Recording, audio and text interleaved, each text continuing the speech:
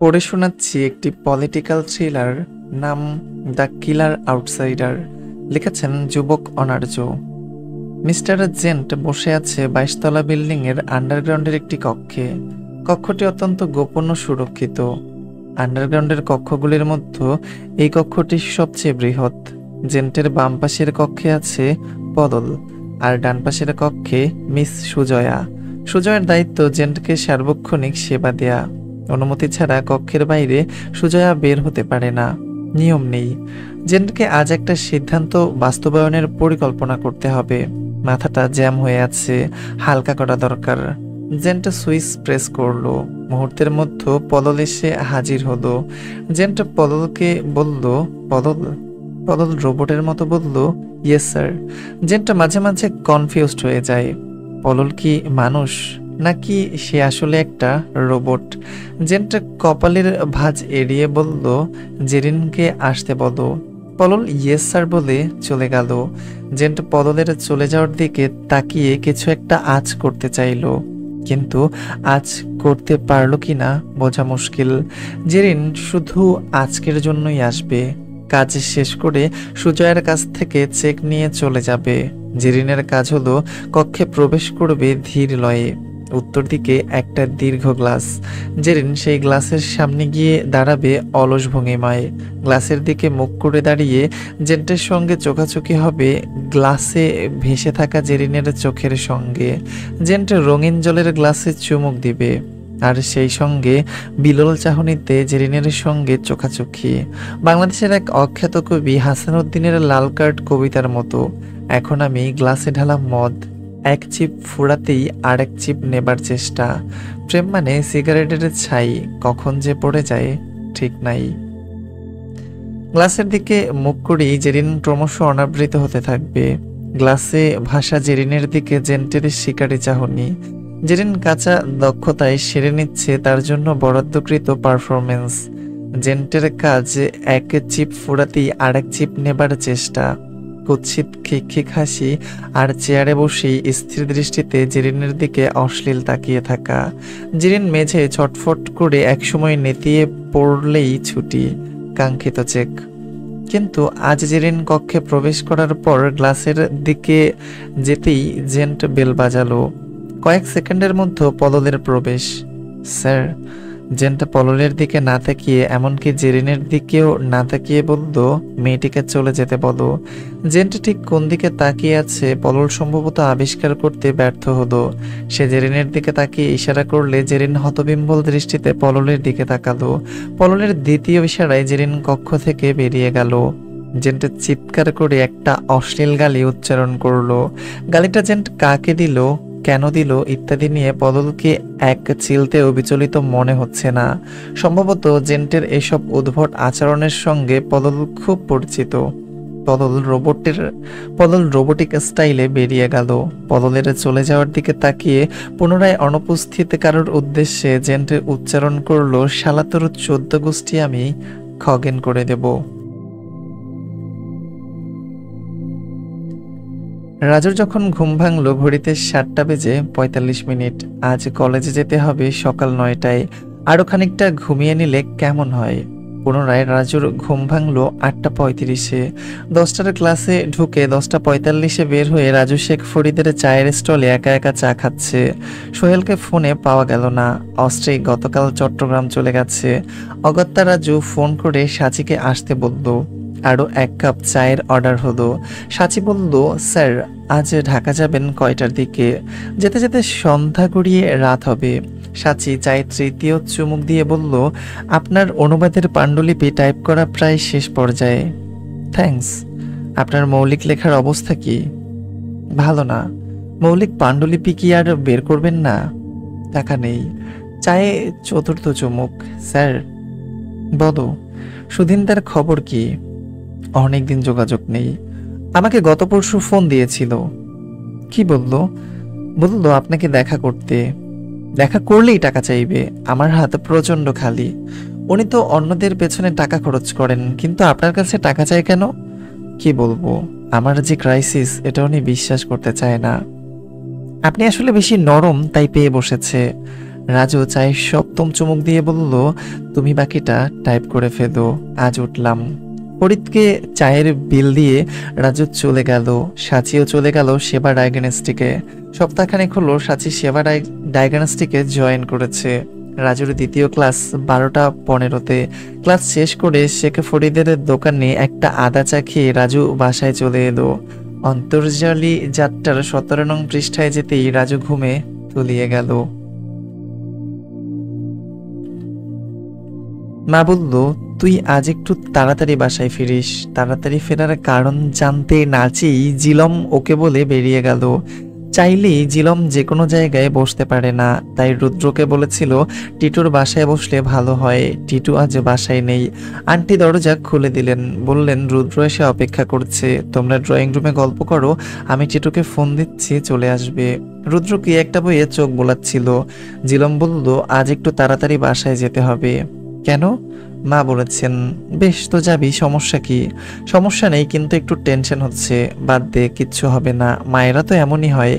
জিলম কি একটু অন্যমনস্ক হলো। বেল বাজছে, টিটু এসে গেছে। আন্টি দরজা খুলে দিলেন। টিটুর সেই পুরনো আর চিরায়ত হাসি, দুষ্টু আর নিষ্পাপ। কিরে, তোদের এত লেট কেন? কেউ কোনো উত্তর দেয় না। উত্তরের কোনো প্রয়োজনও বোধ করে না টিটু। রুদ্র বইয়ে চোখ রেখে মনে হলো না পড়েই কিছু একটা ভাবছে মনে মনে। রুদ্র কি কোনো কিছু নিয়ে চিন্তিত? জিলম কথা শুরু করে, শোন, মার বয়স হয়ে গেছে। এখন আসলে সবকিছু আমাকেই সামলাতে হয়। তোরা আছিস বলেই সাহস পাই, স্বপ্ন দেখি। টিটু বলে, তুই স্বপ্ন দেখিস? কেন, স্বপ্ন না দেখার কি আছে? কি স্বপ্ন দেখিস? তোকে বলতে হবে? জিলমকে মৃদু উত্তেজিত মনে হলো। টিটু বলল, রেগে যাচ্ছিস? হ্যাঁ, যাচ্ছি। তো এসব কোনো কথাই মনে হয় রুদ্রর কানে ঢুকছে না। রুদ্র বিড়বিড় করে পড়ছে আর গ্লাসে চুমুক দিচ্ছে। গ্লাসে যে বরফ কুচি নেই সেদিকেও ওর কোনো খেয়াল নেই। জিলমকে উত্তেজিত দেখে টিটু শুধু মিথ হেসে চুপ করে গেল। আসলে টিটু বুঝতে পারে জিলমের পারফরমেন্স ম্যাচিউরড নয়। সে তার দলকে সুন্দর করে পরিচালনা করবার জন্য যথার্থ যোগ্য এখনো হয়ে ওঠেনি। এখনো সে অনেক কিছুই ভুল করে, ভুল লোককে প্রায়োরিটি দেয়। এই সব কিছু ইনডিরেক্টলি টিটু বলতে চেষ্টা করেছে অনেকবার, কিন্তু জিলম পাত্তা দেয়নি। উল্টো রেগে গিয়েছে। টিটু ঠিক করেছে সে এসব দলটল বাদ দিয়ে দেশের বাইরে কোথাও চলে যাবে। কিন্তু একথা সে কারোর সঙ্গে শেয়ার করেনি, এমনকি ওর মায়ের সঙ্গেও না। জিলম গ্লাসে বরফ কুচি নিয়ে চুমুক দিল। টিটুও বরফ কুচি নিল, কিন্তু চুমুক দিতে ইচ্ছে হচ্ছে না।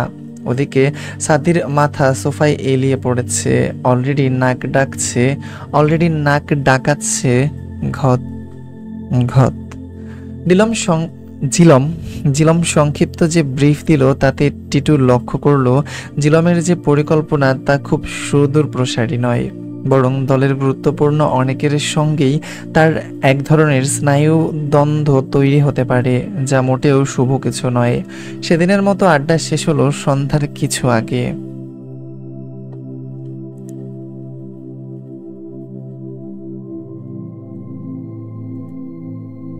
মহামান্য অধীশ্বর জেন্টের উপর দায়িত্ব দিয়েছেন জটিল এক পরিকল্পনা বাস্তবায়নের। মাথাটা জ্যাম হয়ে আছে জেন্টের। জেরিনের পারফরমেন্স দেখতেও তাই ভালো লাগছিল না। মেয়েটি দেখতে বেশ ছিল, তার উপত্যকাগুলি ক্রমশ পাহাড় হয়ে উঠছিল, যদিও সে নতুন, কাঁচা। কিন্তু মহামান্য অধীশ্বর যে পরিকল্পনা দিয়েছেন তা নিয়ে মাথাও কাজ করছে না। মহামান্যকে জেন্ট কোনোদিন চোখে দেখেনি। মহামান্যর কথা জেন্টের কাছে পৌঁছে দেয় মিস্টার মাদারবোর্ডও মহামান্যকে কখনো দেখেনি। এইসব ভুতুরে ব্যাপার স্যাপার জেন্টের ভালো লাগে না, ভরং বলে মনে হয়। জেন্ট সুইচ প্রেস করে সে যে চেয়ারে বসে আছে, চেয়ারটি স্বয়ংক্রিয়ভাবে ফ্লোর ভেদ করে নেমে যায় 22 ফিট নিচে। তারপর সুড়ঙ্গের মতো প্যাসেজ। চেয়ারটির গন্তব্য গো গ্রাউন্ড হলো এমন এক আন্ডারগ্রাউন্ড যার উপর কুমিল্লার ধর্মসাগরের মতো একটি বিশাল দিঘি। সেই দিঘি সংলগ্ন আধা একরের একটি গরুর খামার।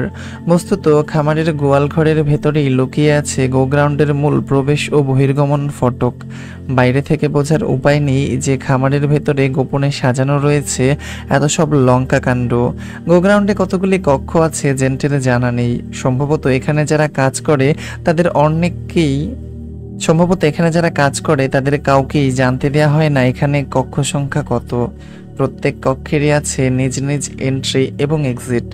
জেন্টের কক্ষে আছে 5টি বড় মনিটর, ল্যাপটপ, টেলিভিশন, পিসি, টেবিল, চেয়ার, খাট, বাথরুম, কয়েকটি অস্ত্র, লাইসেন্সকৃত ও লাইসেন্স বহির্ভূত।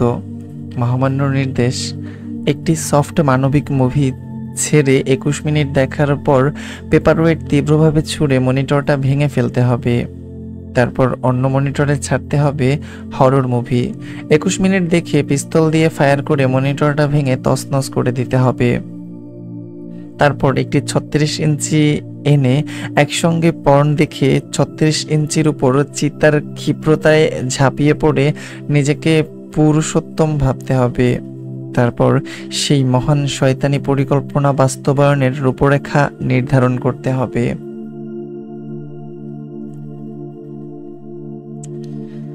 আজ সকাল থেকেই ব্যস্ততা। দিলু ফোন দিয়েছিল 7টায়। আপা, আজ সকাল সকাল কাজ শুরু করতে হবে। এটা পুরান ফ্যাসাল, নতুন কিছু থাকলে বলো। নতুন কিছু আছে আপা, নাটক না কইরা তাড়াতাড়ি বলো, সময় কম। ফোনে বলা ঠিক হবে না। ওকে, আর কিছু বলবা? না আপা, দিলু ছেলেটা কথা বেশি বলে, তবে কাজ কামে মন্দ নয়, দায়িত্বশীলতা আছে। তবে রহিমা বেগম এই বিষয়টি মনে মনে রাখেন, কখনো দিলুর কাছে প্রকাশ করেন না। করলে হয়তো দিলু লাই পেয়ে যাবে। কাউকে লাই দিলেই ঘাড়ে ওঠে। রহিমা মানুষের মনুষ্যত্ব ভালো বুঝেন। দিলু বলল, নতুন খবর আছে। নতুন খবরটা কি? যাই হোক, ওসব পরে ভাবা যাবে, এখনই বেরোতে হবে, দেরি হয়ে যাচ্ছে। 8:45-এ রহিমার সাদা গাড়িটা থামলো 7/A কদম ভিলার সামনে। কদম দরজা খুলেই রহিমার পা ছুঁয়ে সালাম করলো। রহিমা ঠিক আছে ঠিক আছে বা এই জাতীয় কিছু না বলেই সোফায় বসে পড়ে বলল, আগে এক গ্লাস পানি দাও। পানির জগ ও গ্লাস রহিমার সামনেই ছিল। কদম জগ থেকে গ্লাসে পানি ঢেলে রহিমাকে দিল। রহিমা ঢকঢক করে পানি খেয়ে প্রথমেই প্রশ্ন করলো, মনে আছে? কদম বলল, জি ম্যাডাম। রহিমা ব্যাগ থেকে 500 টাকার একটা বান্ডিল বের করে কদমকে দিয়েই চট করে উঠে পড়ল। কদম কিছু বলার আগেই রহিমা দরজা পেরিয়ে গেল। গাড়িতে উঠি নাম মেনশন না করে কারোর উদ্দেশ্যে রহিমা উচ্চারণ করলো, শালা। যাই হোক, আপনাদের উদ্দেশ্যে কিছু কথা বলি যারা এতক্ষণ ধরে শুনছেন, মানে দর্শকদের বলতেছি। আমি মাহিয়ান আহমেদ আপনাদের সাথে কথা বলতেছি, শুনেন।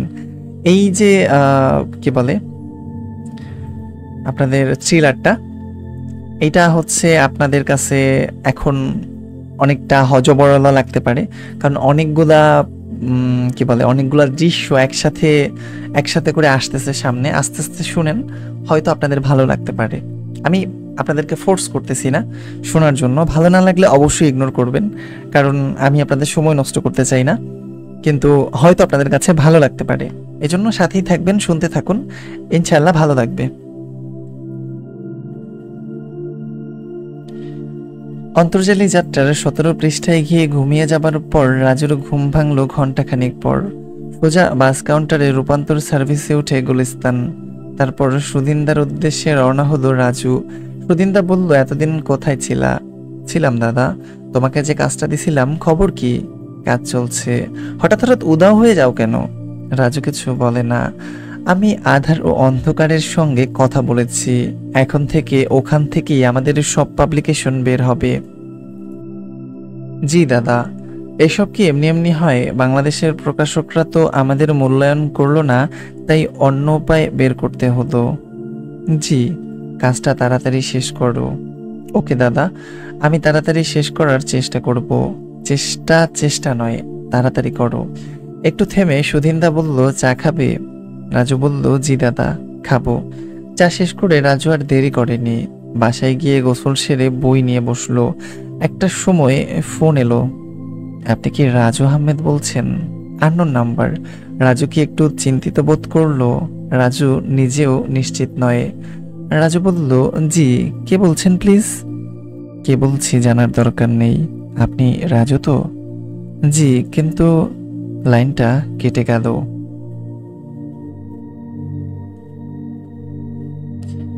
জিলম বাসায় ফিরে মাকে বলল, তোমার কথা রেখেছি, তাড়াতাড়ি বাসায় ফিরলাম। মা বললেন, গুড, এখন খেয়ে দিয়ে রেস্ট নাও, পরে কথা হবে। পরে কেন, এখনই বলো। এখন না, তুমি আগে ফ্রেশ হয়ে খেয়ে নাও। জিলম কথা না বাড়িয়ে ফ্রেশ হতে চলে গেল। আসলে জিলমের সাথে আশা বেগমের জরুরি বিশেষ কোনো বিষয়ে কথা নেই।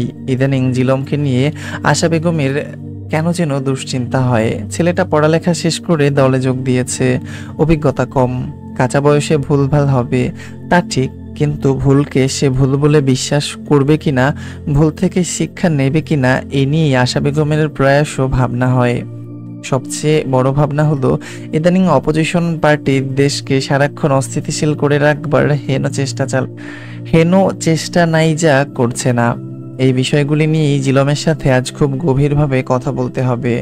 জিলম ফ্রেশ হয়ে এসে ডাইনিংয়ে বসে রাতের খাবারে শেষ করলো নিঃশব্দে। আশা বেগম ড্রয়িং রুমেই বসেছিলেন। জিলম ড্রয়িং রুমে এসে বসলো। কি যেন বলবে বলেছিলে? বলবো, এত তাড়া কিসের? না, তার আর কিছু নেই, আস্তে ধীরেই বলো।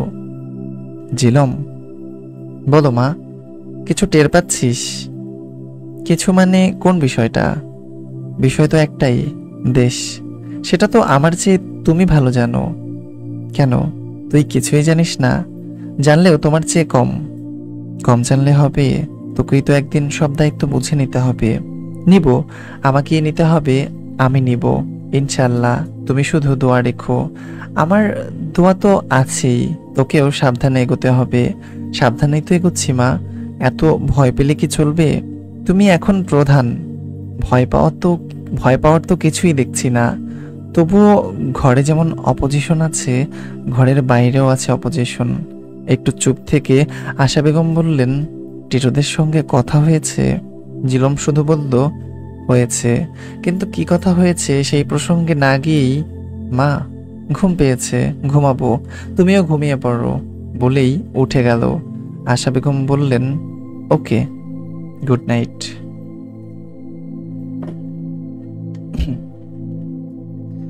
মিস্টার জেন্ট মহামান্যর নির্দেশ অনুযায়ী প্রথমে সফট মানবিক মুভি ছেড়ে 21 মিনিট দেখেই পেপারওয়েট ছুঁড়ে মনিটরটা ভেঙে ফেলল।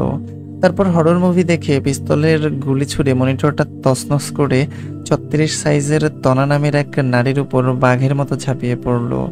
এই কক্ষে এক নারীর দ্বিতীয়বার ঢুকবার কোনো নিয়ম নেই। ভেবে জেন্ট একটু আহত হতো, কারণ তনাকে তার মনে ধরেছে। তনা পাকা খেলোয়াড়। মহামান্য যা যা যেভাবে বলেছে ঠিক সেইভাবেই করতে হয়, কারণ ক্যামেরা ফিট করা আছে, সবকিছুই রেকর্ডেড হয়ে যায়। তনা চেক নিয়ে চলে যাবার পর জেন্ট মনে মনে হাসে। মহামান্য কি সাইকো নাকি? মনিটর ভাঙার সঙ্গে পরিকল্পনার কি সম্পর্ক? মনিটর ভেঙে জেন্টের কিছুই ফিল হয়নি। ধ্যাত, এই সব কিছুই ভরং, স্রেফ ভরং। মাদারবোর্ড লোকটাকেও জেন্টের ভরং মনে হয়, কিন্তু কেন ভ্রং মনে হয় জেন্ট এখনো ঠিক আবিষ্কার করতে পারেনি। গ্লাসে বরফকুচি ঢেলে জেন্ট এক ঢোক গলৎকরণ করে 5টি মনিটর সুইচ অন করে। 5টি মনিটরে সে 5টি ইমেজ নেট থেকে নামায়। প্রথম মনিটর একটি মাঠের ইমেজ, দ্বিতীয় মনিটর একটি ট্রাকের ইমেজ, তৃতীয় মনিটর একটি ছাদের ইমেজ, চতুর্থ মনিটর একটি জাহাজের ইমেজ, পঞ্চম মনিটর একটি মঞ্চের ইমেজ। জেন্ট দীর্ঘ সময় ধরে ইমেজগুলির ভেতর কিছু খুঁজে চলে। জেন্টের মাথা এখন দুর্দান্ত কুল, কিন্তু কিছু খুঁজে না পেয়ে তার মাথা হট হতে শুরু করেছে। সে বেল প্রেস করে, বদল এসে বলে, ইয়েস স্যার। জেন্ট বলে, গাড়ি বের করতে বলো। জেন্ট গাড়ি নিয়ে সমুদ্রের পাড়ে চলে যায়। সৈকতে বসে সমুদ্রের ওপারে কিছু দেখতে চেষ্টা করে, কিছুই দেখা যায় না। শুধু বহু দূরে দেখা যায় একটি জাহাজের মাস্তুল।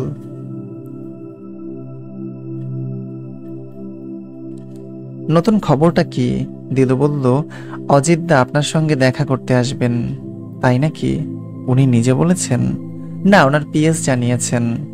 কই, আমাকে তো পিএস ফোন দিল না। আপনাকে অজিত দা নিজেই ফোন দিবেন। গুড, তাহলে তুমি তোমার কাজ গুছিয়ে ফেলো। কাজ গোছানোই আছে, কিন্তু কিন্তু কি? মানে বলছিলাম, অজিতদা আসার আগে কি কোনো অপারেশনে যাওয়া ঠিক হবে? বরং অজিতদার আসার পর ওনার মোটিভ বুঝে সেই অনুযায়ী। আরে ধ্যাত, অজিতদার উপর ভরসা করে বসে থাকলে চলবে? তুমি তোমার কাজ করো। ওকে। দিলু ওকে বলল, কিন্তু সেই ওকেটা একটু আনওকে ধরনের। দিলুর মনের ভাব রহিমা বেগম ধরতে পেরেছেন, কিন্তু দিলুকে তা বুঝতে দিলেন না। বললেন, ঠিক আছে, আজকে চলে যাও, পরে কথা হবে। দিলু চলে যাবার পর রহিমা বেগম কদম আলীকে ফোন দিলেন। কদম আলীকে ফোন দিল। হ্যালো কদম। ওপাশ থেকে কদম বলল, জি ম্যাডাম। টাকাটা পৌঁছে দিয়েছো? জি ম্যাডাম। বাকিটা কাজ শেষ হলে দিব, জানিয়েছো? জি ম্যাডাম।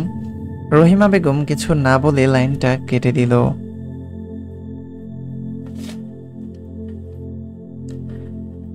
সেদিন ফোনের লাইনটা কেটে যাবার পর রাজু কিছুক্ষণ চুপ হয়ে বসে রইল।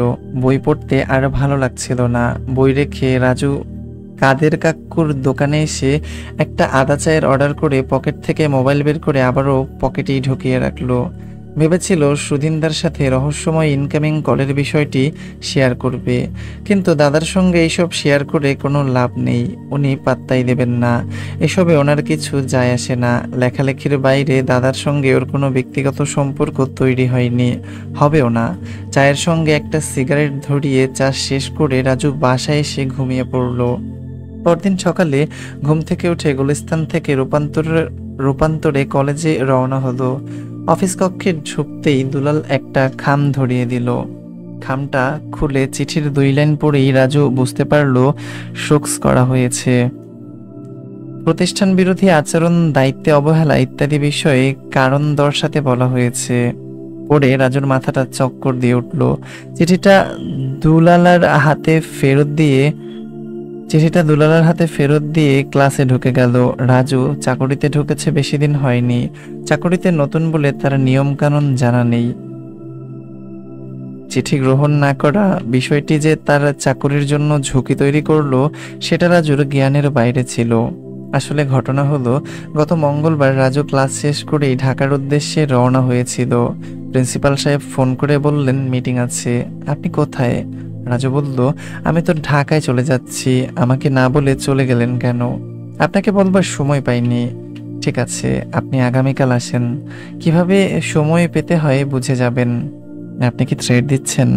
দিলে কি করবেন? রাজুর মাথা গরম হয়ে যায়। বলে, একটু সঙ্গতভাবে কথা বলেন। ওকে, আপনি আসেন, দেখা যাবে। বলে প্রিন্সিপাল ফোন কেটে দেয়। রাজু ভাবতেই পারেনি এমন একটি সাধারণ ঘটনায় প্রিন্সিপাল তাকে শোকস দিয়ে দেবে। না, এভাবে এখানে চাকরি করা মুশকিল হয়ে যাবে। প্রিন্সিপাল হয়তো কোনো কারণে রাজুকে অপছন্দ করেন। রাজুর মধ্যে তেল মারার কোনো অভ্যাস নেই, থাকলে হয়তো এসব হতো না। কিন্তু তেল মারা রাজুর পোষাবে না।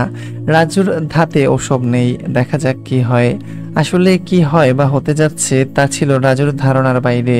শোকসের চিঠি প্রত্যাখ্যান করার পর প্রিন্সিপাল রাজুর উপর এতটাই চটে যায় যে রাজুর চাকরি খাওয়ার সমস্ত ব্যবস্থা সে তলে তলে গোছাতে থাকে। কিন্তু এসবের কোনো কিছুই রাজু জানতে পারে না।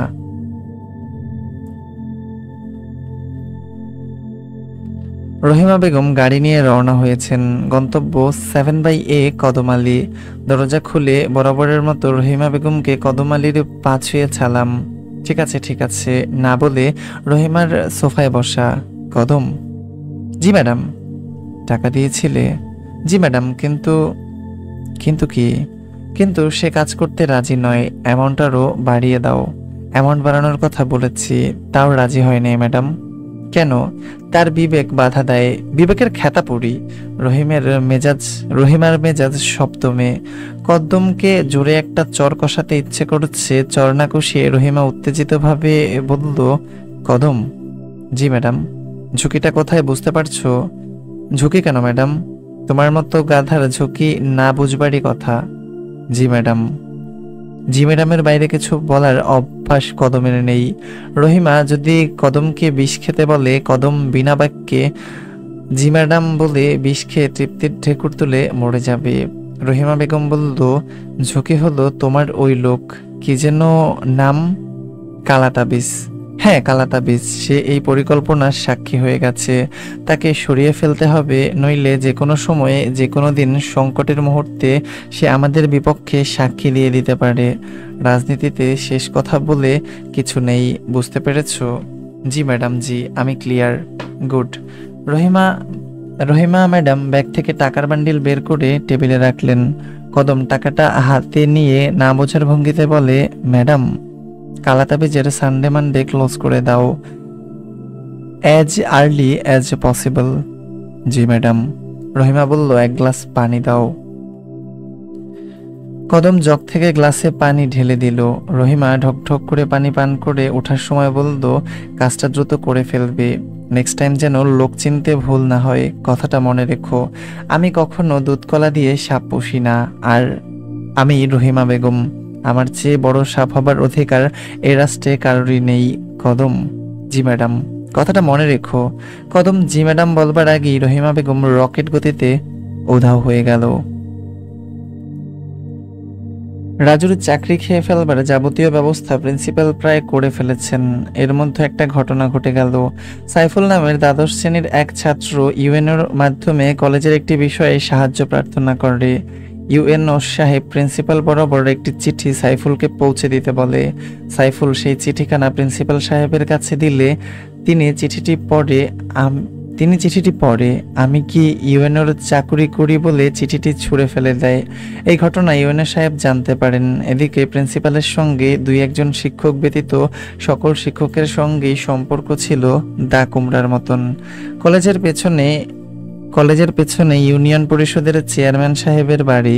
চেয়ারম্যান সাহেবের সঙ্গেও প্রিন্সিপাল সাহেব বিভিন্ন সময়ে খারাপ ব্যবহার করেছেন। দুয়ে দুয়ে চার মিলে গেল। চেয়ারম্যান সাহেব কলেজের শিক্ষকবৃন্দ মিলে ইউনো মহোদয়ের কাছে প্রিন্সিপালের সাহেবের বিরুদ্ধে এলিগেশন আনলেন। 11টি স্কুটারে প্রায় 50 জন ছাত্রছাত্রী গেল উপজেলা কমপ্লেক্সে ইউনো সাহেবের কাছে প্রিন্সিপালের বিরুদ্ধে অভিযোগ নিয়ে। ইউএনও সাহেব প্রিন্সিপালকে সাময়িক বরখাস্ত করলেন। প্রিন্সিপাল মামলা করলেন। প্রিন্সিপালের জন্য কলেজে আসা নিষেধ হয়ে গেল। আপাতত রাজুর চাকরিটা বেঁচে গেল। একদিন রাজু প্রাইভেট পড়াচ্ছে। রাজুর সামনে বসে আছে 5 জন শিক্ষার্থী। এমন সময় একজন মেয়ে একাদশ শ্রেণীর শিক্ষার্থী এসে 5 জন শিক্ষার্থীর পেছনে দাঁড়ালো। রাজু মেয়েটিকে খেয়াল করেনি, যদিও খেয়াল করাটাই ছিল অতি স্বাভাবিক। অগত্যা মেয়েটি নিজে থেকেই বলল, বসবো? রাজু বলল, কেন নয়, নিশ্চয়ই। মেয়েটি বলল, ঠিক সেই থেকেই কি শুরু? এত বছর পর রাজুর ঠিক মনে নেই, তবে মনে পড়ে কলেজে আসার সময় সেই জলডাঙা আবার পড়ি, হ্যাঁ, লাইনটা একটু এলোমেলো হয়ে গেছে। ঠিক সেই থেকেই কি শুরু? এত বছর পর রাজুর ঠিক মনে নেই, তবে মনে পড়ে কলেজে আসার সময় সেই জলডাঙা থেকে মেয়েটি রাজুকে এসএমএস করতে করতে আসতো। যাবার বেলায়ও তাই এসএমএস করতে করতেই যেত। এতটা দীর্ঘ পথ তখন ওকে আসতে হতো হেঁটে হেঁটে। প্রায় কত কিলোমিটার হবে, কিলোটিলো মনে নেই, তবে পথটা ছিল দারুণ দীর্ঘ, যেন অফুরন্ত পথ পড়ে আছে বিছিয়ে থাকা রোদ্দুরের মতন। ভেবে কষ্ট হতো যে অতটা পথ ওকে হেঁটেই আসতে হতো। এসএমএস এর আগে যেভাবে শুরু হয়েছিল, একদিন সন্ধ্যাবেলা রাজু বসে আছে মডেল প্রাইমারি বিদ্যালয়ের মাঠে। রাজুর সামনে বসেছিল আজও প্রশ্নবিদ্ধ উপন্যাসের লেখক আহমদ শামীম। এমন সময় টুংটাং করে বেজে উঠল রাজুর সেলফোন। রাজু কল রিসিভ করে হ্যালো বলতেই ওপাশ থেকে একটি মেয়ে কণ্ঠ বলল, কি করছেন? রাজুর সামনে যেহেতু শামীম বসে আছে, তাই সে সাবলীলভাবে কথা বলতে পারছিল না। রাজু তখনও মেয়েটির নাম জানত না। চিনতে চেষ্টা করেছিল যে কে তাকে ফোন করেছে। কাউকে নাম জিজ্ঞেস করার অভ্যাস রাজুর নেই, তাই জিজ্ঞেস করেনি। 2-1 মিনিট পর কথা ফুরালো। তারপর একদিন রাতের বেলা প্রথম এসএমএস শুরু হলো। শুরুটা কে করেছিল, রাজু নাকি সে? মনে নেই রাজুর। এইভাবে রাতের পর রাত চলছিল এসএমএস এর খেলা। এসএমএস এ মেয়েটি জোড়ি আর রাজু নীল। যেমন রাজু লিখত, নীল বলল, এই জোড়ি, কি করছো তুমি? মেয়েটি লিখত, জোড়ি বলল, 2 নয়নে দেখছি তোমায়। রাজু লিখত, চোখে চোখ রাখি, নয়নে নজরে মাখামাখি। জোড়ি লিখত, তোমায় একবার দেখব বলে চোখ মেলেছি সহস্রবার। রাজু লিখত, তোমাকে দেখতে দেখতে একদিন আমি অন্ধ হয়ে যাব। জুড়ি বলতো, বিষণ্ণ আত্মার আত্মীয় তুমি, আমি সঙ্গী নিঃসঙ্গতার। তখন রাজু বলতো, অনন্ত সুখের অস্তিত্ব তুমি, আমার চিহ্ন অস্তিত্বহীনতার। মনে পড়ে একদিন সারা রাত SMS খেলার পর শেষ রাতের দিকে মেয়েটি ফোন করলো। কিছুক্ষণ কথা বলার পর বলল, একটা কথা বলবো। রাজু বলল, বলো। রাজুর স্পষ্ট মনে আছে মেয়েটি মানে জুড়ি ইংরেজিতে বলেছিল, আই লাভ ইউ। শুনে রাজু বিচলিত হয়েছিল, পুলকিত হয়েছিল, স্বাভাবিক ছিল, নাকি মরে গিয়েছিল। তবে আই লাভ ইউ বলে যে জুড়ি নীলের মানে রাজুর বন্ধুত্ব দূর করেছিল, সেই কারণে রাজু মেয়েটির কাছে নিজেকে চিরঋণী মনে করে। কলেজের ফাইনাল শেষ হয়ে গেল। জুড়ি এইচএসসি পাশ করে যথারীতি বিশ্ববিদ্যালয়ে ভর্তি হলো। মাঝে মধ্যে কথা হতো, SMS তখনও চলছিল, তবে আগের চেয়ে অনেকটাই কম। একদিন জুড়ি বলল, আমার মন খুব খারাপ রাজু। আর রাজু জানতে চাইলো, কেন? আমার এক বন্ধু আমার সঙ্গে রাগ করে কথা বলছে না, ফোনও রিসিভ করছে না। রাজু বলল, অপেক্ষা করো, নিশ্চয়ই ধরবে। জুরির সেই বন্ধুকে রাজু শুধুই বন্ধু ভেবেছিল। একসময় জুরি রাজুকে জানালো সেই বন্ধুর সঙ্গে জুরির প্রেম হয়ে গেছে। রাজু বলল, কিভাবে হলো? জুরি বলল, এটা কি ব্যাখ্যা করা যায়? এটা তো এমনি এমনিই হয়ে যায়। জুরির ব্যাখ্যা রাজুকে মোটেও প্রশ্নবিদ্ধ করেনি, তবে রাজু ঠিক বুঝেছিল ওটা আসলে ব্যাখ্যাকে এড়িয়ে যাবার ব্যাখ্যা, কিংবা রাজু ধরে নিয়েছিল ব্যাখ্যাটা জুরির জানা নেই, তাই ওইভাবে বলেছিল। আর রাজু বেশ বুঝতে পারছিল SMS খেলার দিন শেষ হয়ে গেছে, শেষ হয়ে গেছে জুরি, শেষ হয়ে গেছে নীল। তারপর দীর্ঘ বিরতি। 4 বছর পর আকস্মিকভাবে একদিন জুরির প্রেমিক রাজুর পূর্ব পরিচিত পুরুষটির সঙ্গে রাজুর দেখা কলেজ ক্যাম্পাসে। সে রাজুকে সংক্ষিপ্তভাবে জানালো জুরির সঙ্গে 4 বছর গভীর থেকে গভীরতম সম্পর্কের পর এখন সব সম্পর্ক ছিন্ন হয়ে গেছে। পরে রাজু জানতে পেরেছিল ছিন্ন হবার কারণ হলো প্রেমিক পুরুষটি জুরিকে সন্দেহের দৃষ্টিতে দেখতে শুরু করেছিল। তার ভাষ্য, জুরি অন্য ছেলেদের সঙ্গেও কথা বলতো, যা সে মেনে নিতে পারেনি। সেই অন্য ছেলেরা ছিল আসলে জুরির বিশ্ববিদ্যালয়ের বন্ধু, যাদের সঙ্গে জুরির ছিল কেবলই প্রাসঙ্গিক বা সহজ ভাষায় লেখাপড়ার নোটস ক্লাস, এইসব বিষয়ে কথা বলার সম্পর্ক, এর বাইরে আর কিছুই নয়। এই স্বাভাবিক ঘটনাটিও সে মেনে নিতে পারেনি। খুব সাধারণ একটা বিষয় নিয়েই ওদের নিবিড়তম সম্পর্ক ভেঙে গেল। রাজু অবাক হয়নি, আনন্দিত বা দুঃখবোধ হয়নি, ম্রিয়মাণ, কারণ রাজু জানে এইরকম হয়েই আসছে বরাবর, এইসব নতুন কিছু নয়। যা খুব স্বাভাবিকভাবেই মনে করিয়ে দেয় শেক্সপিয়ারের ওথেলো, বিশ্বাসের ঘরে ঈর্ষা ঢুকে গেল মানুষ, ওথেলো বিশ্বাসের ঘরে ঈর্ষা ঢুকে গেলে মানুষ পালিয়ে যায়, ঢুকে পড়ে বাদর আর মহারানী, ঢুকে পড়ে বাদর আর মহামারী। জুরির সঙ্গে রাজুর হয়তো আর দেখাই হতো না, কিন্তু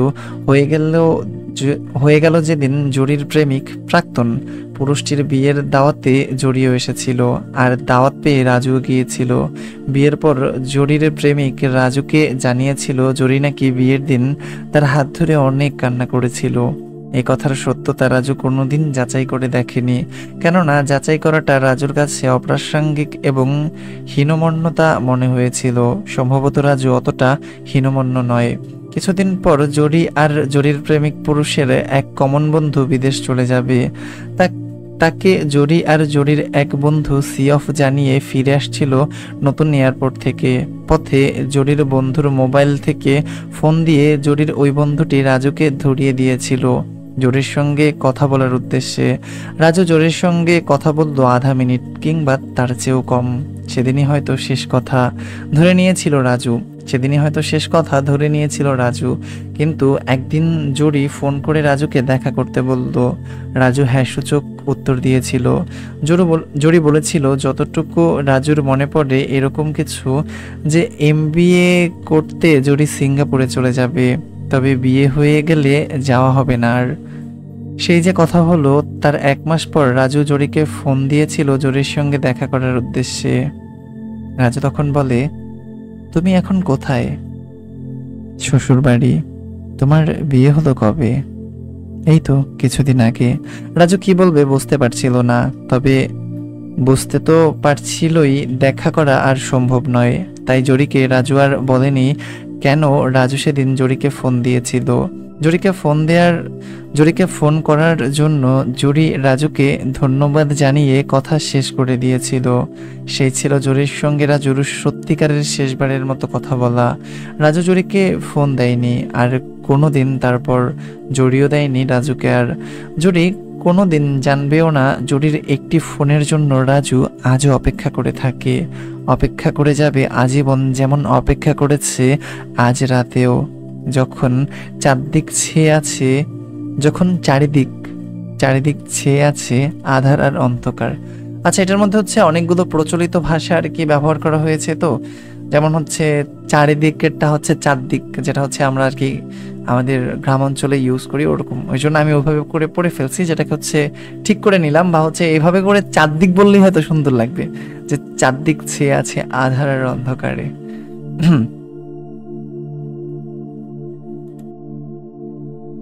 রহিমার আর তর সইছে না, সারাদিন মনটা ছটফট ছটফট করে, কি যেন নেই করে। যত দ্রুত সম্ভব আশাকে ফেলে দিতে হবে, বাই হুক আর বাই স্ট্রোক। রহিমার জীবনের একমাত্র নেশা হতো ক্ষমতার জন্য সে সব করতে পারে, রাতকে দিন, দিনকে রাত, সত্যকে মিথ্যা আর মিথ্যাকে সত্য, সব সব করতে পারে। এমন কিছু নেই যা সে ক্ষমতার জন্য করতে পারে না। রহিমা পরিকল্পনা সাজিয়ে রেখেছে, বাস্তবায়নের দায়িত্ব দিয়ে দেওয়া হয়েছে। কদম আলীকে বলা হয়েছে কালা তাবিজকে জীবন থেকে সরিয়ে দিয়ে নতুন কাউকে কাজ দিতে। রহিমা টাকাও অ্যাডভান্স পে করে রেখেছে। Plan A, plan B, plan C এভাবেই সাজানো আছে। এর যে কোনো একটি সফল হলেই কেল্লাফতে। রহিমার গলা শুকিয়ে এসেছে, সে বেল বাজালো। মনীষা এসে ঘোলা জল নিয়ে টেবিলে রাখলো। মনীষা মেয়েটা দেখতে মাঝারি, কিন্তু মনীষার পর্বত শৃঙ্গ দেখলে কেউ কারাডঙের কথা মনে পড়ে। দেখতে যেমনই হোক, সাইজ ভালো না হলে নাকি অজিতদার মন ভরে না। রহিমার ইশারায় মনীষা চলে গেল। মনীষার পেছন দিকটার দিকে তীক্ষ্ণভাবে তাকিয়ে থাকতে থাকতে রহিমা অজিতদার কথা ভাবতে ভাবতে ঢকঢক করে ঘোলা জল ঢালতে লাগলো মুখ গহ্বরে। আজ চলবে, আজ সারা রাত চলবে, আজ জমবে, সারা রাত জমাতে হবে। আর আশা বেগমকে এক হাত দেখে নিতে হবে।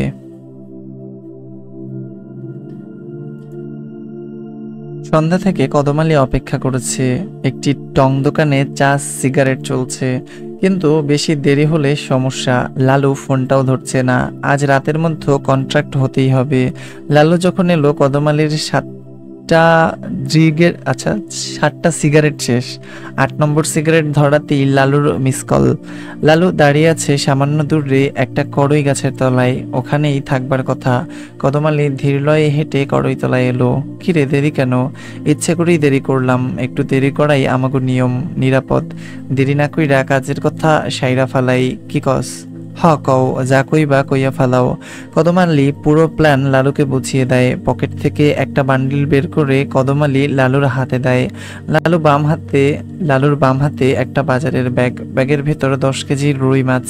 লালু এদিক সেদিক তাকিয়ে টাকার বান্ডিলটা মাছের ব্যাগে কায়দা করে ঢুকিয়ে যেদিক থেকে আসছিল তার উল্টো দিকে অদৃশ্য হয়ে যায়। কদম আলী পরচুলা খুলে ব্যাগে ভরে চট করে ওখান থেকে সরে পড়ে। কদম আলী কোন দিকে যাচ্ছে সেদিকে তাকানোর সময় লালুর নেই। সে তড়িঘড়ি করে একটা লোকাল বাসে উঠে উধাও হয়ে যায়।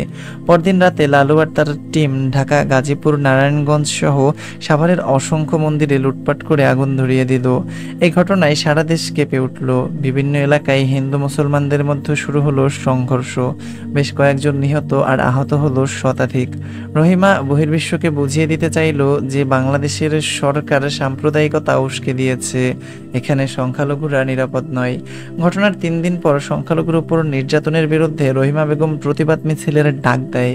প্রতিবাদ মিছিলে কি করতে হবে এই বিষয়ে কদম আলীকে ব্রিফ দেওয়ার জন্য রহিমা গাড়ি নিয়ে চলে আসে 7/A কদম আলী ভিলা। কদম আলী কদম বসি আর রহিমার সোফায় বসার পর্ব শেষ হলে রহিমা বলে, আগামীকাল প্রতিবাদ মিছিলে যেভাবেই হোক 2-3টা লাশ ফেলে দিতে হবে। কদম আলী বলে, কিন্তু না, কোনো কিন্তু টিন্তু নয়। সোজা আঙ্গুলে ঘি উঠাতে আমি বিশ্বাসী নই। আমার আঙ্গুল অলওয়েজ বাঁকা, লাশ আমার লাগবেই। কদম আলী দেখতে পায় রহিমার চোখ দুইটি যেন রক্তপানের জন্য চিকচিক করে উঠেছে প্রচণ্ড জিঘাংসা নিয়ে, যেন ফেটে পড়তে চাইছে তীব্রতম উচ্ছ্বাসে। এটা হচ্ছে তীব্রতম উল্লাসে হবে, উচ্ছ্বাসে বলে ফেলছে, তীব্রতম উল্লাসে। টিটু আজ সন্ধে থেকেই বাসায় ছিল, কোথাও বের হয়নি। ড্রয়িং রুমে টিটু, জিলম আর রুদ্রর সঙ্গে আছে দিদার। পরিবেশটা কিছুটা থমথমে, অনেকক্ষণ ধরে কেউই কিছু বলছে না। নীরবতা ভাঙলো দিদার। কিরে কিরে জিলম, দমে গেলি নাকি? জিলম কিছু বলে না। রুদ্র বলে, নিশ্চিত বিরোধী দলের চক্রান্ত। জিলম বলে কি লাভ, বহির্বিশ্ব তো এখন এসব বুঝতে চাইবে না। রুদ্র বলে, 2-4টাকে ধরে জেলে পুরে দে, সব ঠান্ডা হয়ে যাবে। টিটু বলে, এভাবে ডান্ডা মেরে ঠান্ডা করলে হবে না, প্রকৃত অপরাধীকে শাস্তির আওতায় আনতে হবে। জিলম বলে, আইন চলবে আইনের নিয়মে, কিন্তু শেষ রক্ষা হবে কিভাবে বুঝতে পারছি না, মনে হচ্ছে খেলা মাত্র শুরু, আরো কত কি হয় কে জানে। দিদার বলে, যাই হোক না কেন, রাষ্ট্রের মতো বিশাল এক শক্তি তোর সঙ্গে আছে, তুই চাইলেই অনেক কিছুই সম্ভব। কিছুক্ষণ সবাই নীরব। জিলম মনে মনে ভাবে, সব নষ্টের মূল হচ্ছে ওই ডাইনিটা, কিন্তু বুঝেও কিছু করা যাচ্ছে না। সবচেয়ে ভালো হতো ওকে জনমের মতো শিক্ষা দিয়ে দিলে, কিন্তু মা তো এসব কখনোই মেনে নেবে না। প্রতিহিংসার রাজনীতি মা পছন্দ করেন না, কিন্তু এসব কথা তো আর বন্ধুদের বলা যায় না। জিলম একটা দীর্ঘশ্বাস গোপন করে। সেদিনের মতো আড্ডা ওখানেই থেমে যায়। জিলমের ম্লান মুখ দেখে কেউ আর কিছুই বলে না। আড্ডা জমে না, সূর্যাস্তের মতো ডুবে যায়। ইদানিং আশা বেগমের শরীরটা ভালো যাচ্ছে না, এদিকে দেশের অবস্থাও ভালো নয়, মেয়াদও ফুরিয়ে এসেছে, নির্বাচনের বেশি দিন নেই। নির্বাচনের আগেই কোনো দুর্ঘটনা ঘটে কিনা কে জানে। জিলমকে নিয়ে আশা বেগমের খুব টেনশন হয়। ক্ষমতায় থাকা এবং না থাকা উভয় অবস্থাতেই আশা বেগম অনিরাপদ বোধ করেন। কেন যেন শুধু মনে হয় জিলমকে কেউ একদিন সরিয়ে দেবে, ভাবতেই প্রতিবার আত্মা কেঁপে ওঠে, চোখে জল চলে আসে। জিলমটা ঠিক পেরে উঠবে তো? জিলম কতটা টের পায় আশা বেগম জানেন না, কিন্তু প্রতিনিয়ত টের পান ঘরের শত্রু বাইরের শত্রু। কোনো শত্রু কম শক্তিশালী নয়। সবচেয়ে বড় কথা, জনগণের একটা বৃহৎ অংশই আছে দারুণ অন্ধকারে, তারা আসল শত্রুকে এখনো চেনেনি। কিন্তু এসব কথা তার নিজের জায়গা থেকে জনগণকে সরাসরি বলাও সম্ভব নয়, আন্তর্জাতিকভাবে সমস্যা হতে পারে। শত্রুরাও তো ওৎ পেতে আছে। ক্ষমতায় কেউ চিরদিন থাকে না, আশাও থাকবে না, তাকেও টুডে অর টুমরো চলে যেতেই হবে। কিন্তু সমস্যা হলো, যতক্ষণ থাকা যাচ্ছে ততক্ষণও অশান্তি আর অনিশ্চয়তা নিয়েই থাকতে হচ্ছে। এ বড় বেশি জটিল সমীকরণ। ক্ষমতা বলয়ের বাইরে থেকে কেউ সব বুঝবে না। রাজনৈতিক জীবনের অনেক চড়াই উতরাই পার হয়ে আজ সে এই পজিশনে এসেছে। রাজনীতি মানেই জেল জুলুম, হুলিয়া, মিছিল, মিটিং, প্রতিবাদ, ধাওয়া পাল্টা ধাওয়া। কি নিষ্ঠুর আর কুৎসিত এই রাজনীতি! হেমলক বিষের চেয়েও মরণঘাতী বিষ। তার চেয়ে বড় কথা, এদেশের রাজনীতি পুরোটাই দাঁড়িয়ে আছে মিথ্যের উপর। প্রতিটি মুহূর্তে যেন শুভঙ্করের ফাঁকি। আশা বেগম একটা গ্লাসে পানি ঢেলে গ্লাসটা মেঝের উপর ঠাস করে ফেলে দিয়ে ভেঙে ফেললো। গ্লাসটা আসলে সে নিজেই। সারাটা জীবন তো নিজেকে এভাবেই ভাঙতে হয়, যখন রাজনীতিটা হয় এক ভয়ঙ্কর খুনির সঙ্গে ধাওয়া পাল্টা ধাওয়ার খেলা। জরির কথা ভাবতে ভাবতে রাজু কখন ঘুমিয়ে পড়েছিল মনে নেই। রাজুর ঘুম ভাঙলো 11টায়। নাস্তা করে 12টার দিকে রাজু হাজির হলো সুধীনদার দোকানে। সুধীনদার সিগারেট ফুঁকছিলেন। রাজুকে দেখে বসতে বললেন। রাজু 15 বছরের পুরনো চেয়ারটিতে বসলো। সুধীনদার রাজুর জন্য চা আনালেন।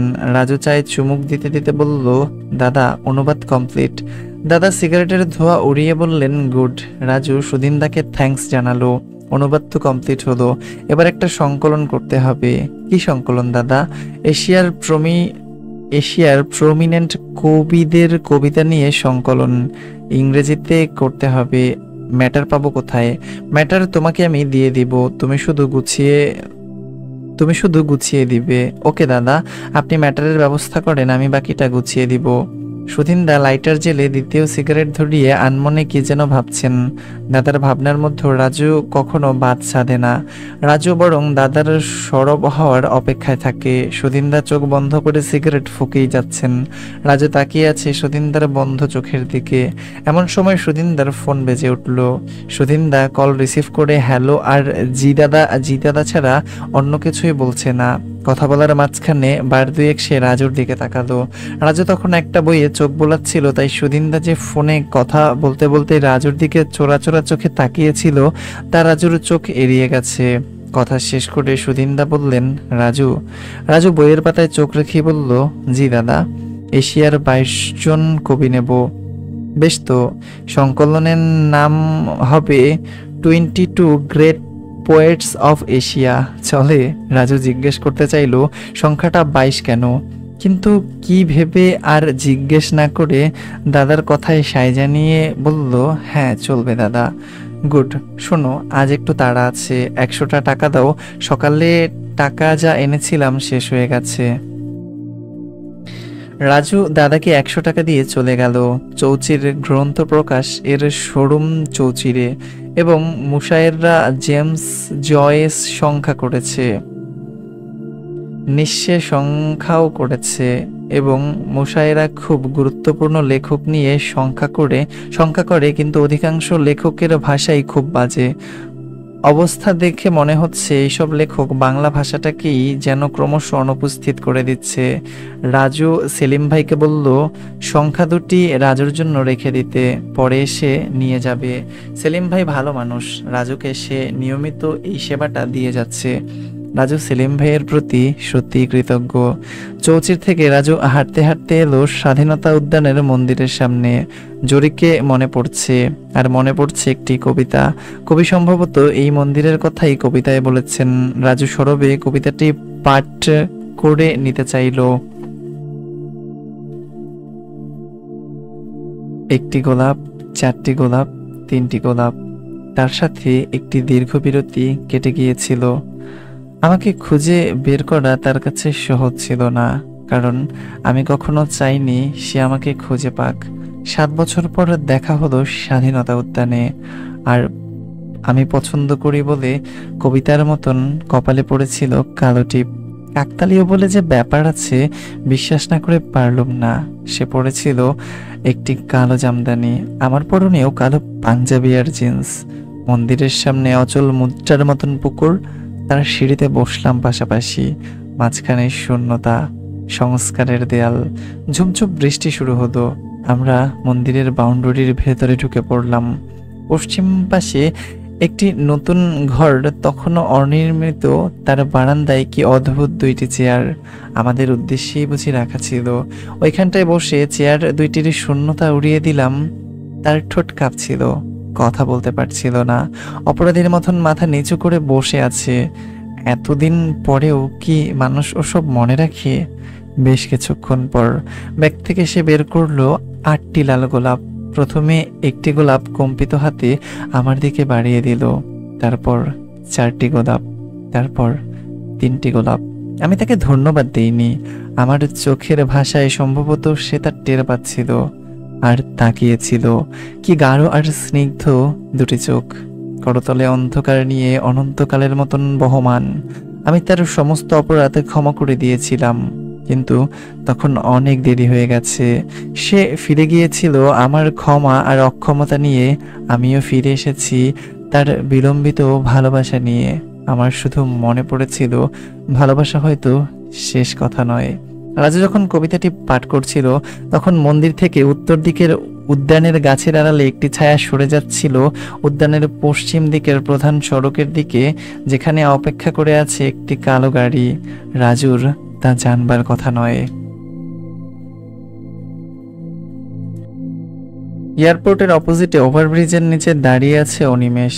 এয়ারপোর্টের চৌরাস্তার সিগন্যাল পার হয়ে দক্ষিণ দিকের 7 থেকে 8 গজ দূরে এসে থামলো একটি কালো গাড়ি। অনিমেষ গাড়িটি দেখা মাত্রই ঝুঁটিতে গাড়িটির দিকে ছুটে গেল। অনিমেষ গাড়িটির কাছে যেতেই বাম পাশের পেছনের দরজা খুলে গেল। অনিমেষ ঢুকে পড়ল গাড়ির ভেতর। ঢুকেই নমস্কার জানালো। যাকে নমস্কার জানালো তার নাম অজিত দেবনাথ। দেবনাথের চোখে কালো সানগ্লাস, ঠোঁটের উপর পুরু গোফ, পরনে পাঞ্জাবি আর ব্ল্যাক জিন্স। অজিত নমস্কারের জবাবে নমস্কার না বলে শুধু অনিমেষের দিকে এক নজরে তাকিয়ে মিত হেসে বাইরের দৃশ্যের দিকে মনোযোগ দিল। অনিমেষও বাইরের দৃশ্যের দিকে শূন্য দৃষ্টিতে তাকিয়ে থাকার ভান করলো। অজিত দেবনাথ যে বাইরের দৃশ্যের দিকে তাকাবার ভান করে আছে সেটা অনিমেষের বুঝবার কথা নয়। প্রথমে একটি মিষ্টির দোকান থেকে 10 কেজি মিষ্টান্ন কিনে অজিত দেবনাথ অনিমেষকে বলল, আর কিছু লাগবে? অনিমেষ জানে আর কিছু লাগবে। এটা শুধু জিজ্ঞেস করার উদ্দেশ্যেই জিজ্ঞেস করা। অনিমেষের জন্য সমীচীন নয় হ্যাঁ লাগবে বলা, আর এটা অজিতদাও জানেন শুধু শুধু নাটক। অনিমেষ বলল, জি না স্যার, যা লিখেছেন চলবে। অজিতকে মনে হলো সে অনিমেষের উত্তরে খুশি হয়েছে। গাড়িটি গন্তব্যে এসে পৌঁছালো রাত 3:33-এ। রহিমা বেগম অপেক্ষায় অস্থির হয়ে পায়চারি করছিলেন। কলিং বেল বাজার পর রহিমা নিজেই দরজা খুলে অজিত দেবনাথকে নমস্কার জানালো। অজিতও নমস্কার জানালো রহিমাকে। রহিমার চোখ মুখ সারা শরীর ঝলমল করছে। সে অজিতকে বলল, দাদা আপনি আগে ফ্রেশ হয়ে নিন। অজিত ফ্রেশ হলে রহিমা অজিতকে সরাসরি ডাইনিং এ নিয়ে এলো। টেবিলে সাজানো 15 থেকে 20টি আইটেম। অজিতের খানায় রেস্ট্রিকশন আছে। সে রেস্ট্রিকশনের 14 গোষ্ঠী খগেন করে দিয়ে প্রায় সব আইটেমই একটু একটু করে চেখে দেখলো। রহিমা অজিত বাবুর পাতে খাবার তুলে দিচ্ছিল আর উসখুস করছিল। রহিমা চাইছিল খেতে খেতে ডাইনিংয়ে আলাপ সেরে নিতে, কারণ দাদা আগামীকালে চলে যাবেন। সময় অল্প, তাই দেরি না করাই শ্রেয়।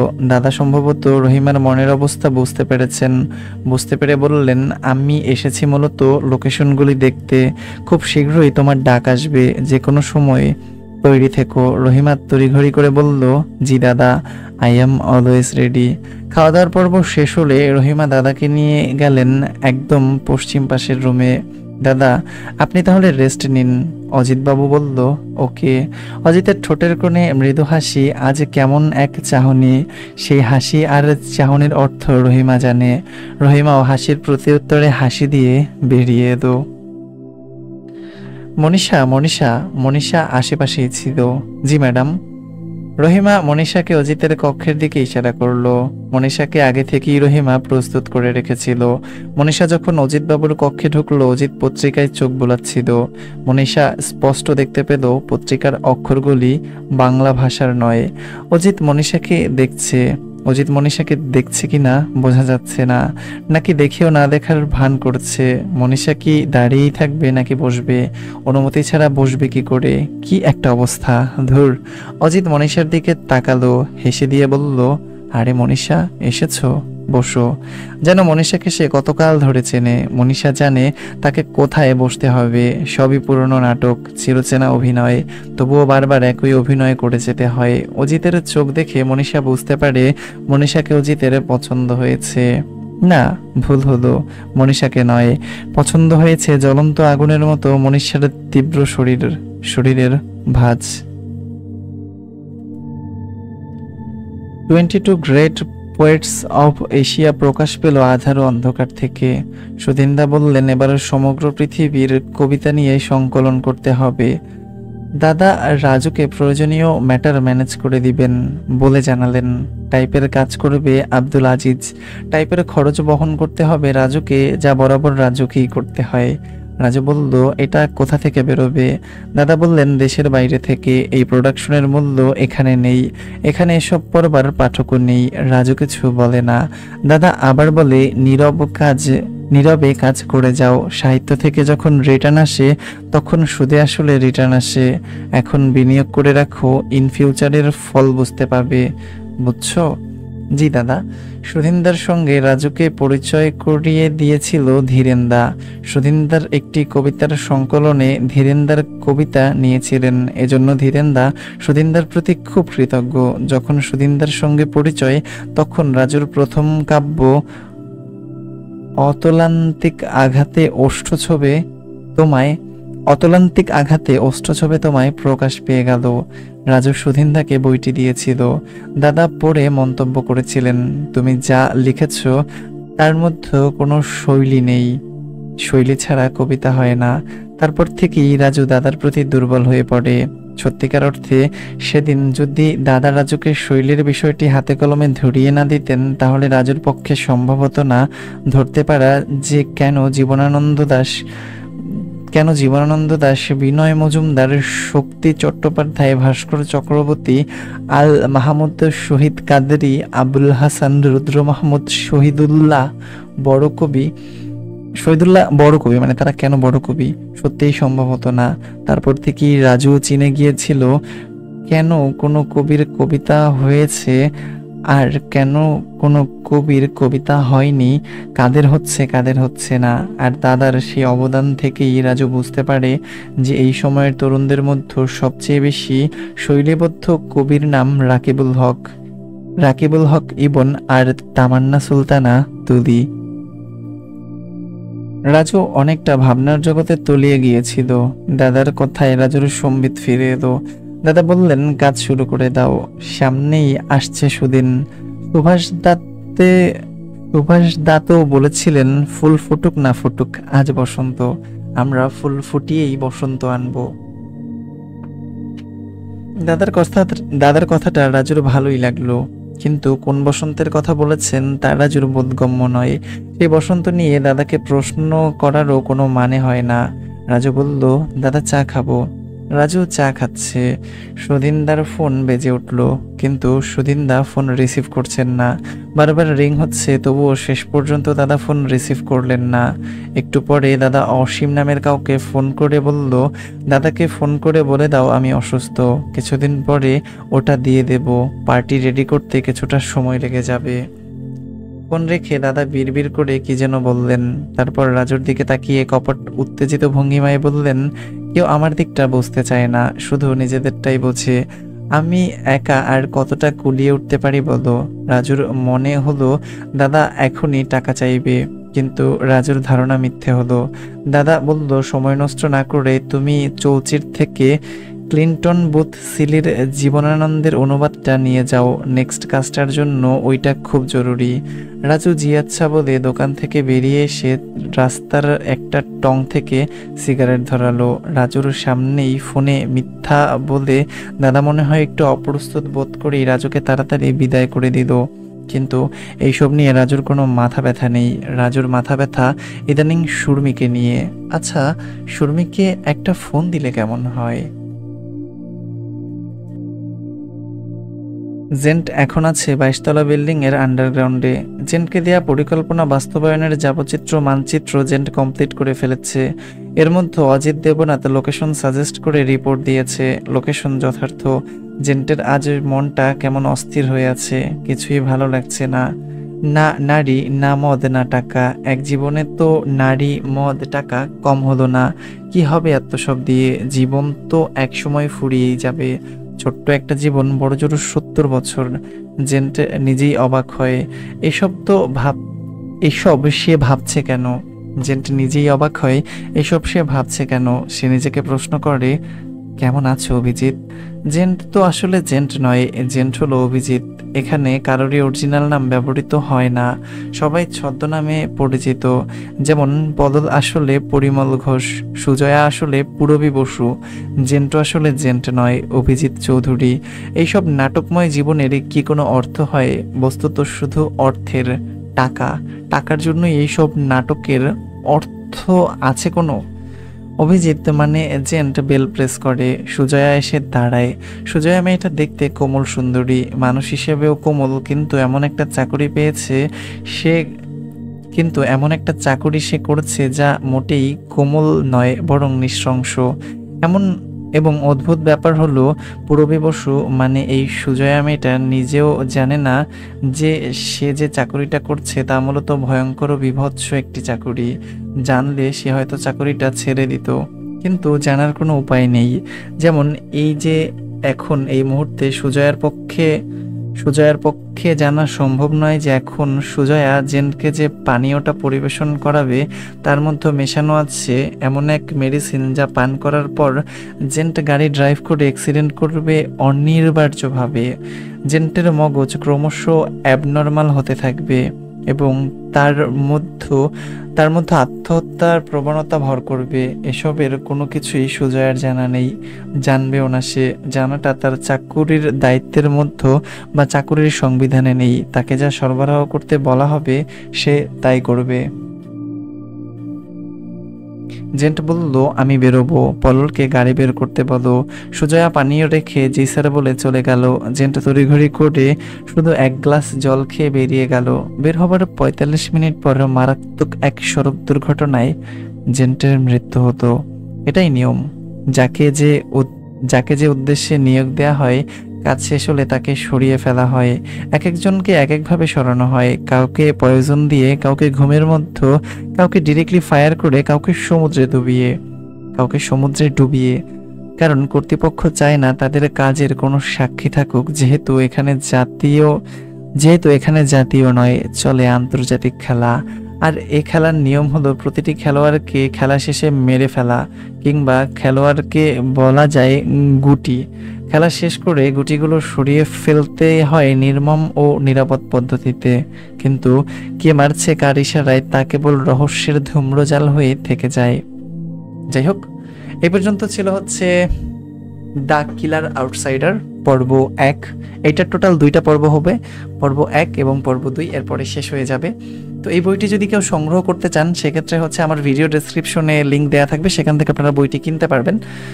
সেখান থেকে বইটি অর্ডার করে আপনারা চাইলে হচ্ছে মানে আপনাদের কাছে সংগ্রহ করতে পারবেন বা আপনারা কিনতে পারবেন, খুব সহজেই কিনে ফেলতে পারবেন লিঙ্কে ক্লিক করে। সবাই ভালো থাকেন, সুস্থ থাকেন। আর হয়তোবা আপনাদের কাছে এটা একটু অন্যরকম লাগতেছে, এটা পলিটিক্যাল থ্রিলার, তো এর জন্য এরকম লাগতেছে। আর থ্রিলার যেহেতু সব জায়গায় শুধু রহস্য উন্মোচন করতে হবে। সবাই ভালো থাকেন, সুস্থ থাকেন, আর অবশ্যই নিজের যত্ন নিয়েন। এটার আরেকটা আছে, সেটা দিয়েই শেষ করে ফেলবো, হয়তোবা আজকে কালকের মধ্যেই চলে আসবে। আল্লাহ হাফেজ।